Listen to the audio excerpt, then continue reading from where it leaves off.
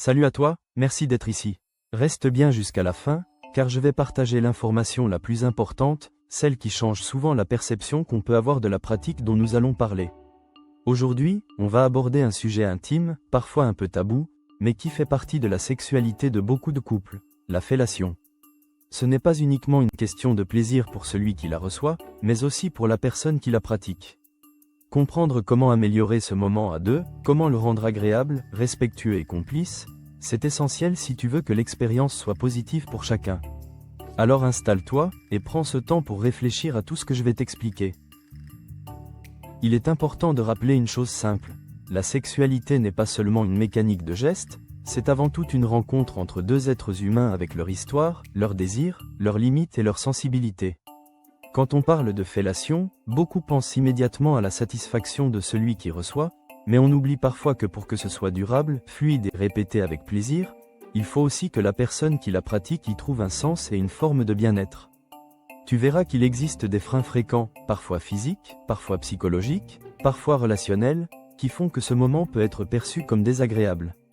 Et c'est en comprenant ces freins qu'on peut, ensuite, les contourner ou les transformer. Avant d'aller plus loin, je vais te poser une petite question. Imagine, combien de femmes, selon toi, disent aimer donner une fellation? Et combien d'hommes disent aimer la pratiquer sur un partenaire masculin? Enfin, combien d'hommes disent apprécier en recevoir? Tu peux réfléchir à ces chiffres, les noter mentalement ou même les partager en commentaire. Je te donnerai la réponse en fin de vidéo, et crois-moi, tu risques d'être surpris par la réalité des enquêtes. C'est justement cette dimension un peu inattendue qui montre à quel point la sexualité est diverse, nuancée et parfois éloignée des clichés qu'on entend. Commençons maintenant par les obstacles principaux, ceux qui reviennent le plus souvent dans les témoignages recueillis lors des consultations de sexologie ou dans les enquêtes. Le premier, et c'est sans surprise, c'est la question de l'hygiène. Cela peut paraître évident, mais beaucoup de personnes disent avoir été bloquées ou rebutées simplement par un manque d'attention sur ce point. Il ne s'agit pas de faire une préparation chirurgicale ni de se raser intégralement, mais d'avoir une hygiène simple, régulière, respectueuse. Un sexe propre, sans odeur forte, est la base pour que la personne qui pratique puisse se sentir à l'aise. C'est un détail en apparence, mais en réalité, c'est le socle de tout. Le deuxième frein, c'est le goût et l'odeur des sécrétions, qu'il s'agisse du liquide prééjaculatoire ou du sperme lui-même. Certaines personnes n'ont aucun problème avec ça, d'autres au contraire trouvent cela difficile à gérer. La bonne nouvelle, c'est que ce paramètre peut être influencé par l'alimentation, l'hydratation et certaines habitudes de vie. Des aliments comme l'ananas ou certains fruits peuvent améliorer la perception, tandis que l'alcool, le tabac ou certains produits transformés peuvent accentuer un goût amer. En parler avec ton partenaire, chercher ensemble des ajustements, c'est une démarche simple mais précieuse. Ce n'est pas un sujet honteux, c'est une adaptation naturelle dans une vie sexuelle de couple. Vient ensuite un troisième élément, la question des poils. Là encore, les avis sont variés et très personnels. Certaines personnes trouvent désagréable la présence de poils longs, qui peuvent chatouiller le nez ou gêner la bouche. D'autres, au contraire, trouvent que l'absence totale de poils est trop aseptisée, et préfèrent une pilosité légère. Le plus simple, c'est de demander à ton partenaire ce qu'il préfère et de trouver un équilibre. La communication est ici la clé, car il n'existe pas de règle universelle, seulement des préférences individuelles. Un quatrième frein souvent évoqué, c'est le fameux réflexe nauséeux. Tu sais, ce réflexe incontrôlable qui se déclenche quand quelque chose s'approche trop du fond de la gorge. Chez certaines personnes, ce réflexe est très sensible. Un simple abaisse-langue chez le médecin suffit à provoquer une gêne. Chez d'autres, il est beaucoup moins marqué. Ce n'est donc pas une question de volonté ou de motivation, mais bien une réaction physiologique. Si ton ou ta partenaire te dit qu'il ou elle a ce réflexe, il est essentiel de respecter cette limite et d'adapter la profondeur. Forcer n'apporte rien, au contraire cela crée du dégoût et parfois même un traumatisme. Le cinquième point, c'est la sensation de vulnérabilité. Beaucoup de femmes, mais aussi certains hommes, décrivent cette impression de ne pas être en position de force, d'avoir le visage dans une zone intime sans contact visuel, et de se sentir exposé. Cela peut générer de l'inconfort, voire de l'angoisse. Parfois, ce sentiment est lié à une histoire personnelle, parfois simplement à la position en elle-même. Mais il faut retenir qu'il s'agit d'une réalité ressentie, pas d'un caprice. Dans ce cas, ce qui aide beaucoup, c'est la complicité et la bienveillance. Tenir la main, croiser le regard, rassurer par des gestes doux. L'autre doit se sentir en sécurité, respecté, jamais contraint. Nous arrivons au 6e frein, et celui-ci est particulièrement fréquent, le manque de réciprocité. Imagine donner beaucoup sans jamais recevoir en retour. Forcément, au bout d'un moment, l'envie s'éteint. Dans la sexualité, et encore plus dans les pratiques orales, il est fondamental que chacun ait l'impression que le plaisir circule dans les deux sens. Si tu demandes régulièrement une fellation mais que tu refuses ou oublies d'offrir un cunnilingus, il est probable que ton partenaire perde progressivement l'envie de continuer. C'est une question d'équilibre, mais aussi de respect mutuel. La sexualité n'est pas un service, c'est un partage. Le 7e obstacle rejoint un peu cette idée, le manque de complicité. Comme je te le disais, la personne qui pratique n'a pas vraiment de stimulation physique directe à ce moment-là.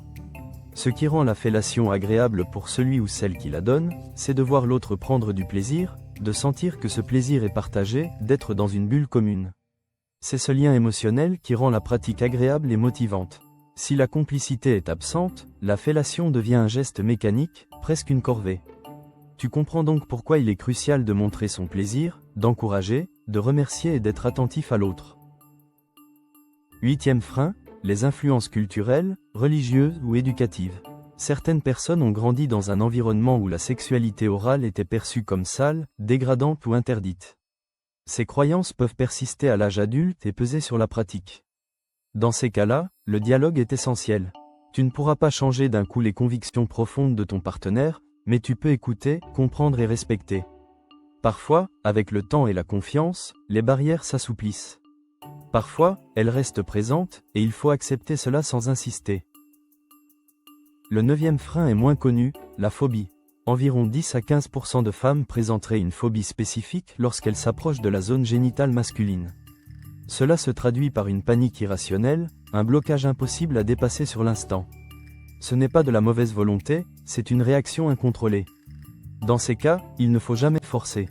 Le partenaire peut consulter un professionnel s'il ou elle souhaite travailler sur cette phobie, mais si ce n'est pas le cas, la seule option est le respect. La sexualité doit rester un espace de confiance, pas un terrain de contrainte. Enfin, le 10e frein, plus anecdotique en apparence mais réel, ce sont les douleurs physiques, notamment cervicales. La fellation implique souvent une posture où la tête est penchée ou maintenue dans un angle inconfortable.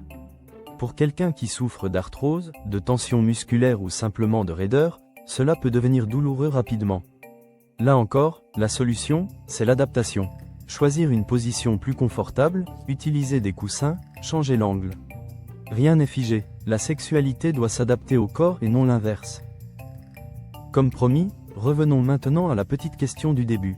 Les enquêtes montrent qu'environ une femme sur deux dit apprécier donner une fellation. 15% environ disent même adorer cette pratique, tandis qu'une proportion similaire disent la détester. Pour les hommes qui pratiquent avec des hommes, les chiffres sont comparables. Et pour ceux qui reçoivent, environ 3 sur 4 déclarent aimer, mais cela signifie aussi qu'un quart n'y trouve pas de plaisir. Tu vois donc que les idées reçues, comme « tous les hommes adorent », sont fausses. La diversité des expériences et des ressentis est beaucoup plus large. Ce que tu dois retenir de tout ça, c'est que la fellation, comme toute pratique sexuelle, n'a rien d'obligatoire. Elle peut être une source de plaisir intense si elle est vécue dans le respect, la complicité et la réciprocité, mais elle peut aussi devenir désagréable si elle est imposée, forcée ou ignorée dans ses difficultés. Le dialogue avec ton partenaire, l'attention aux détails d'hygiène, de confort, de confiance, font toute la différence.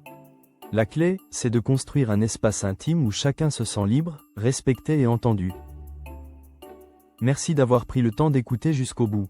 J'espère que tu repars avec une vision plus claire, plus nuancée et surtout plus respectueuse de cette pratique.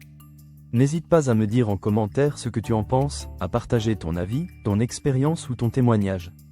Tu peux aussi t'abonner pour ne pas manquer les prochaines vidéos, et partager ce contenu avec des personnes qui pourraient en avoir besoin. Prends soin de toi, et à très bientôt.